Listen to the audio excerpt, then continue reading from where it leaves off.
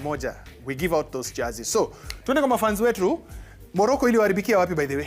Morocco iliwaharibikia wapi? Wana Morocco, kila ambacho walikifanya ni walicheza mchezo ambao walienda kulinda pasi na kutafuta mabao.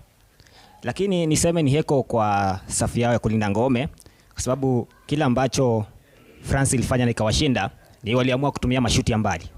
Angalia Mbappe akifunga, alishoot. Dembele akifunga, akashoot na ikaingia. Sababu waliona wakijaribu kufika ndani ya box hawaingii. Wakaona kwamba wamezuiwa. Lakini niseme tulirudia makosa ya 2022. Sasa wewe mwenyewe jana ulisema ndio alitupangia kikosi. Wewe mwenyewe ulisema ukipanga kikosi ukasema kosa sio kufanya kosa. Kosa ni kurudia kosa. Na tulikuwa na wewe tumesimama hapa. Na akatupangia kikosi. Ukatupangia kikosi. Nikakwambia matokeo ni ngapi? Ukasema itakuwa ni yenye kurudiwa ya 2022. Repeat. Na ikarudiwa, lakini wacha niseme pia historia huwa ni yenye kujirudia. Au sio?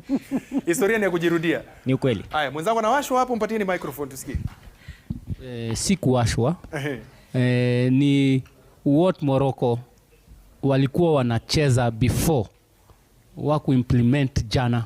Actually, that is the question. Why didn't Morocco play the same way that they've played all the matches until the quarterfinals?